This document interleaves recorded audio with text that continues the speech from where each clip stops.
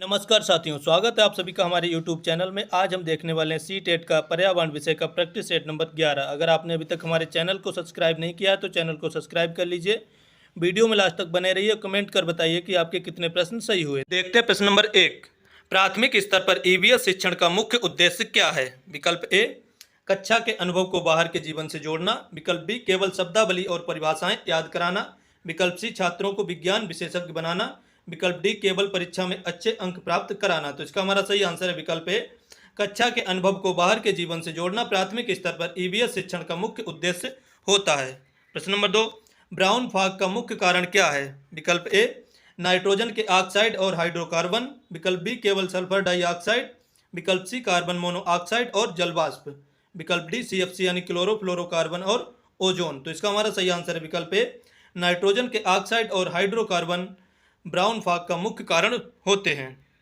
प्रश्न नंबर 3, चोंगपा जनजाति के लोगों द्वारा बनाए जाने वाले शंक्वाकार तंबू को क्या कहते हैं? विकल्प ए, इग्लू। विकल्प बी, रेनबो। विकल्प सी, ट्यूपिक। विकल्प डी, लेखा। तो चोंगपा जनजाति के लोगों द्वारा जो बनाए जाते हैं शंक्वाकार तंबू, उनको कहते हैं रेनबो। विकल्प बी सही हो जाता है।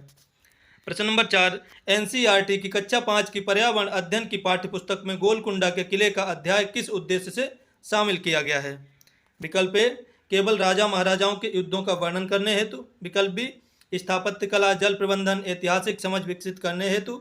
विकल्प सी, केवल पुराने हथियारों की सूची याद करने हेतु। विकल्प डी, छात्रों को केवल भ्रमण का आनंद देने हेतु। तो इसका सही आंसर हो जाता है विकल्प बी, स्थापत्य कला, जल प्रबंधन और ऐतिहासिक समझ विकसित करने हेतु एनसीईआरटी की कक्षा 5 की पर्यावरण अध्ययन की किताब में गोलकुंडा के किले का अध्याय शामिल किया गया है। अब देखते हैं प्रश्न नंबर 5, बर्ली चित्रांकन की पारंपरिक कला भारत के किस राज्य से संबंधित है जिसमें गोबर और चावल के घोल का प्रयोग होता है? जो बर्ली चित्रकला है वो किस राज्य की है? विकल्प ए, महाराष्ट्र। विकल्प बी, उड़ीसा। विकल्प सी, राजस्थान।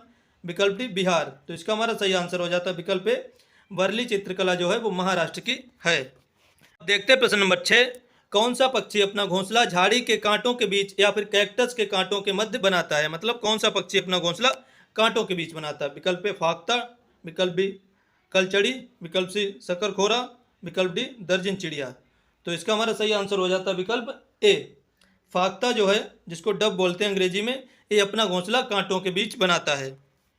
प्रश्न नंबर 7, प्राथमिक स्तर पर पर्यावरण अध्ययन में क्षेत्र भ्रमण का सबसे बड़ा लाभ क्या है?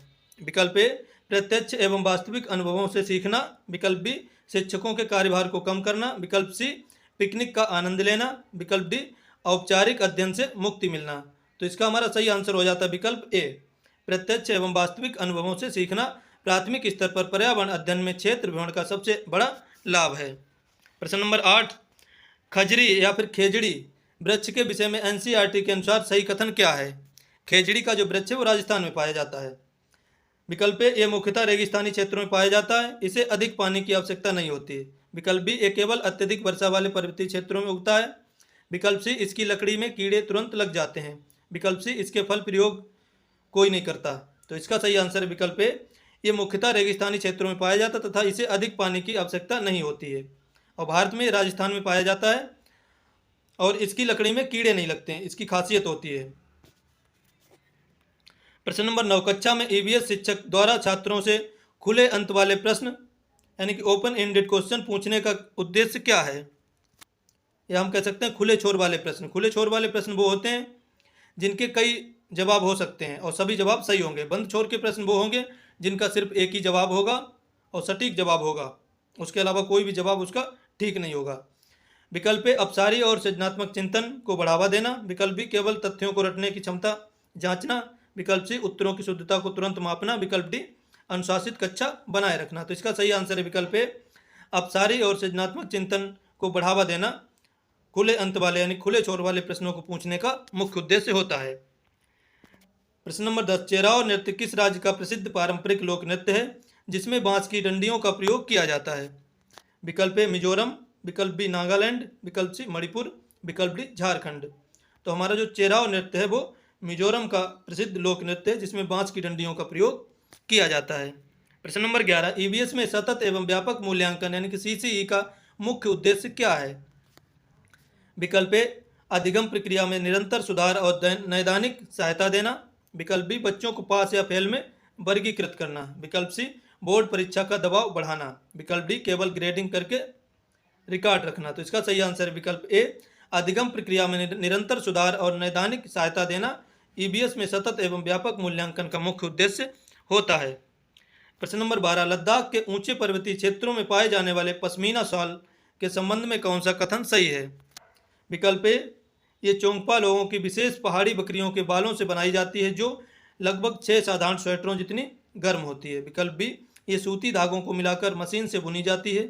विकल्प सी ये गाय के बालों से बनाई जाती है। विकल्प डी ये बहुत भारी और मोटी होती है। तो इसका सही आंसर है विकल्प ए जो पश्मीना शाल है इसका प्रयोग पर्वतीय क्षेत्रों में रहने वाले लोग करते हैं। चोंगपा जनजाति के लोगों की विशेष पहाड़ी जो बकरियां होती हैं उनके बालों से जो ऊन बनती है उससे बनाई जाती है और जो 6 साधारण स्वेटरों के बराबर गर्म होती है पश्मीना शॉल। प्रश्न नंबर 13 ईबीएस की कक्षा में कहानी और कविताओं का प्रयोग करने से किस कौशल में वृद्धि होती है। विकल्प ए कल्पनाशीलता और स्थानीय से वैश्विक स्तर की समझ। विकल्प बी केवल भाषा का व्याकरण सीखने में। विकल्प सी पाठ को जल्दी समाप्त करने में। विकल्प डी केवल मनोरंजन करने में। तो इसका सही आंसर हो जाता है विकल्प ए कल्पनाशीलता और स्थानीय से वैश्विक स्तर की समझ में वृद्धि होती है। प्रश्न नंबर 14 पर्वतारोहण के दौरान सिलिंग और पिटान का प्रयोग किस उद्देश्य के लिए किया जाता है। विकल्प ए चट्टानों और बर्फ पर सुरक्षा हेतु रस्सियों को खूंटी से बांधने के लिए। विकल्प बी टेंट के अंदर खाना बनाने के लिए। विकल्प सी केवल फोटो खींचने को उपकरण के रूप में। विकल्प डी पैरों में पहनने वाले विशेष जूतों के रूप में। तो इसका सही आंसर है विकल्प ए चट्टानों और बर्फ पर सुरक्षा हेतु रस्सियों को खूंटी से बांधने के लिए सिलिंग और पिटान का प्रयोग किया जाता है। प्रश्न नंबर 15 ईबीएस पाठ्यचर्या में एकीकृत दृष्टिकोण का अर्थ क्या है। विकल्प ए विज्ञान सामाजिक विज्ञान और पर्यावरण शिक्षा को एक साथ पढ़ाना। विकल्प बी विषयों को अलग अलग कर कालखंड में पढ़ाना। विकल्प सी केवल चित्रकारी और खेल कूद को एकीकृत करना। विकल्प डी केवल भाषा और गणित को ईबीएस में शामिल करना। तो इसका सही आंसर विकल्प ए विज्ञान सामाजिक विज्ञान और पर्यावरण शिक्षा को एक साथ पढ़ाना ईबीएस पाठ्यचर्या में एकीकृत दृष्टिकोण का अर्थ है। अब देखते हैं प्रश्न नंबर 16 मनाली जो कि हिमाचल प्रदेश में पड़ता है में मकानों की बनावट की मुख्य विशेषता क्या है। विकल्प ए पत्थर और लकड़ी से बने ढलवा छत वाले मकान। विकल्प बी बांस के खंभों पर बने 10-12 फीट ऊंचे मकान। विकल्प सी मिट्टी और झाड़ियों से बनी छत वाले मकान। विकल्प डी बर्फ के बने गोल गुंबददार मकान। तो इसका सही आंसर है विकल्प ए पत्थर और लकड़ी से बने ढलवा छत वाले मकान मिलते हैं मनाली में क्योंकि वहाँ पे बर्फ़ ज़्यादा पड़ती है और बर्फ़ फिसलती रहे इसलिए ढलवा छत वाले मकान बनाए जाते हैं। प्रश्न नंबर 17 प्राथमिक स्तर पर पोर्टफोलियो का उपयोग क्यों महत्वपूर्ण माना जाता है। विकल्प ए बच्चों की क्रमिक प्रगति और प्रमाणिक रिकॉर्ड रखने हेतु। विकल्प बी केवल अंत में अंक प्रदान करने हेतु। विकल्प सी अभिभावकों को शिकायत पत्र भेजने हेतु। विकल्प डी केवल शिक्षक का समय बचाने हेतु। जो पोर्टफोलियो का उपयोग किया जाता है बच्चों की क्रमिक प्रगति का प्रमाणिक रिकॉर्ड रखने हेतु ए विकल्प सही हो जाता है। अगला प्रश्न रेगिस्तानी क्षेत्रों में जैसे राजस्थान में घर की दीवारों को मोटा बनाने तथा उन पर मिट्टी गोबर की लेपाई करने का मुख्य कारण क्या है। विकल्प ए अत्यधिक गर्मी से बचाव और दीवारों को कीड़ों से सुरक्षित रखना। विकल्प बी घर को सुंदर और चमकदार बनाना। विकल्प सी केवल दीवारों का वजन बढ़ाना। विकल्प डी बारिश के पानी को घर में घुसने से रोकना। तो इसका सही आंसर विकल्प ए अत्यधिक गर्मी से बचाव और दीवारों को कीड़ों से सुरक्षित रखने के लिए दीवारों को मोटा बनाया जाता है और उन पर मिट्टी तथा गोबर की लिपाई की जाती है। ज़्यादातर आपको ए विकल्प सही दिखेंगे इस प्रैक्टिस सेट में, तो कन्फ्यूज बिल्कुल मत होइए क्योंकि ए विकल्प ही ज़्यादातर सही है। और पेपर में भी ऐसा होता है कई बार लगातार 10, 15, 5, 8 एक ही सीरीज के विकल्प सही होते हैं। देखते हैं अगला प्रश्न 19 नंबर ईबीएस पाठ्यपुस्तक में लिंग पूर्वाग्रह को दूर करने का सर्वोत्तम उपाय क्या है। विकल्प ए गैर पारंपरिक भूमिकाओं में पुरुषों व महिलाओं के उदाहरण प्रस्तुत करना। विकल्प बी महिलाओं को केवल घरेलू कार्यों में दर्शाना। विकल्प सी केवल पुरुषों के साहसिक कार्य को दिखाना। विकल्प डी लिंग संबंधी चर्चा को टालना। तो सही विकल्प है विकल्प ए गैर पारंपरिक भूमिकाओं में पुरुषों व महिलाओं के उदाहरण प्रस्तुत करना। अब देखते हैं प्रश्न नंबर 20 रेगिस्तानी ओक यानी कि डेजर्ट ओक नामक वृक्ष के बारे में सही कथन चुनिए। विकल्प ए ऑस्ट्रेलिया में पाया जाता है और इसकी जड़ें पानी तक गहराई में जाती हैं यानी कि वाटर लेवल तक जाती हैं। विकल्प बी ये राजस्थान के थार रेगिस्तान में पाया जाता है। विकल्प सी इसकी शाखाओं से जड़ें लटकती हैं। विकल्प डी इसमें बहुत अधिक पत्तियां होती हैं। तो हमारा सही आंसर है विकल्प ए ये ऑस्ट्रेलिया में पाया जाता है और इसकी जड़ें पानी तक गहराई में जाती हैं यानी कि वाटर लेवल तक इसकी जड़ें पहुंच जाती हैं। प्रश्न नंबर 21, अवलोकन और रिकॉर्डिंग यानी कि ऑब्जर्वेशन एंड रिकॉर्डिंग ईवीएस में किस प्रकार का सूचक हैं? विकल्प ए आकलन का सूचक, विकल्प बी केवल पाठ्य पुस्तक का नियम, विकल्प सी केवल अनुशासन का तरीका, विकल्प डी केवल वार्षिक परीक्षा का भाग। तो सही विकल्प है विकल्प ए आकलन का सूचक है अवलोकन और रिकॉर्डिंग। प्रश्न नंबर 22, कौन सा पक्षी अपना घोंसला पेड़ के तने में छेद यानी कि होल करके बनाता है? विकल्प ए बसंत गौरी, विकल्प बी कौवा, विकल्प सी कबूतर, विकल्प डी दर्जन चिड़िया। तो हमारा सही आंसर है विकल्प ए जो बसंत गौरी पक्षी है वो पेड़ के तने में छेद करके अपना घोंसला बनाता है। प्रश्न नंबर 23, ईवीएस की कक्षा में समूह कार्य को प्रोत्साहित करने का मुख्य कारण क्या है? विकल्प ए सामाजिक अंतःक्रिया और सहयोगात्मक अधिगम को बढ़ावा देना, विकल्प बी शिक्षक का काम आसान करना, विकल्प सी बच्चों के बीच प्रतिस्पर्धा बढ़ाना, विकल्प डी कक्षा में शोर मचाने का अवसर देना। तो इसका सही आंसर विकल्प ए सामाजिक अंतःक्रिया और सहयोगात्मक अधिगम को बढ़ावा देना ईवीएस की कक्षा में समूह कार्य को प्रोत्साहित करने का मुख्य कारण है। प्रश्न नंबर 24, हमारे देश के किस राज्य में टेपियोका, जिसको कप्पा भी बोला जाता है, को उबाल कर नारियल की चटनी के साथ खाया जाता है? विकल्प ए केरल, विकल्प बी गोवा, विकल्प सी तमिलनाडु, विकल्प डी आंध्र प्रदेश। तो हमारा सही आंसर है केरल। केरल में टेपियोका को उबालकर नारियल की चटनी के साथ खाया जाता है। टेपियोका एक प्रकार का कंद होता है, जैसे हमारा शकरकंद है उसी प्रकार से टेपियोका भी होता है, इसको उबालकर नारियल की चटनी के साथ खाया जाता है। प्रश्न नंबर 25, पर्यावरण अध्ययन में कहानी कथन विधि का उपयोग करते समय शिक्षक को किस बात पर बल देना चाहिए? विकल्प ए कहानी बच्चों के अनुभवों और परिवेश से जुड़ी हो, विकल्प बी कहानी केवल कठिन शब्दों से भरी हो, विकल्प सी कहानी में केवल काल्पनिक पात्र हो, विकल्प डी कहानी बहुत लंबी और नीरस हो।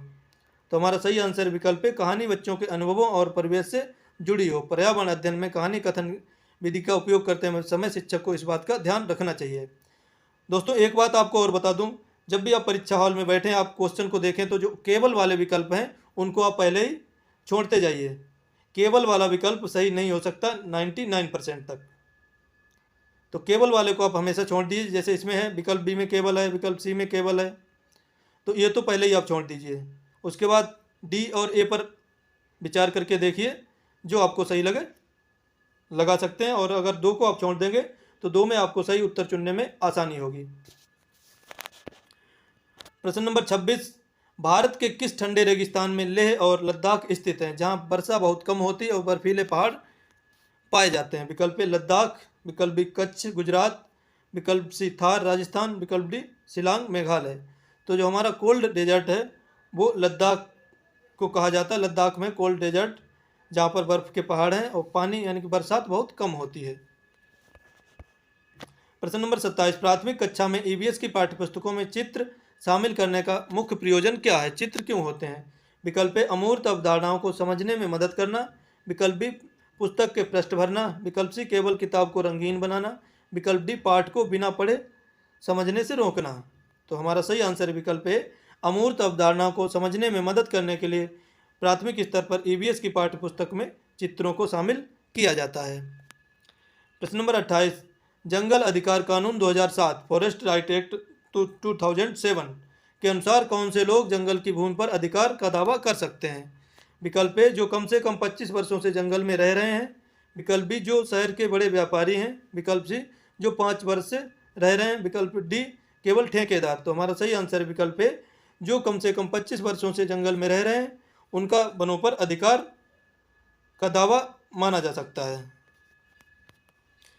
प्रश्न नंबर 29, ईवीएस में समस्या समाधान विधि का पहला चरण कौन सा होता है? विकल्प ए समस्या की पहचान, विकल्प बी आंकड़े एकत्रित करना, विकल्प सी निष्कर्ष निकालना, विकल्प डी परिकल्पना का परीक्षण करना। तो हमारा सही आंसर विकल्प ए ईवीएस में समस्या समाधान विधि का पहला चरण होता है समस्या की पहचान करना। अब देखते हैं प्रश्न नंबर 30, आखिरी प्रश्न है। अगर आपने अभी तक वीडियो को लाइक नहीं किया तो वीडियो को लाइक कर दीजिए, चैनल को सब्सक्राइब कर लीजिए। बांस और रस्सी के पुल भारत के किस राज्य में नदियों को पार करने के लिए बच्चों द्वारा प्रयोग किए जाते हैं? तो विकल्प ए है असम, विकल्प बी लद्दाख, विकल्प सी केरल, विकल्प डी उत्तराखंड। तो इसका हमारा सही आंसर है विकल्प ए असम में बांस और रस्सी के पुल नदियों को पार करने के लिए बच्चों द्वारा प्रयोग किए जाते हैं। ए विकल्प सही होता है असम। आशा करता हूँ आपको वीडियो पसंद आया होगा। मिलते हैं एक अगले वीडियो में। धन्यवाद।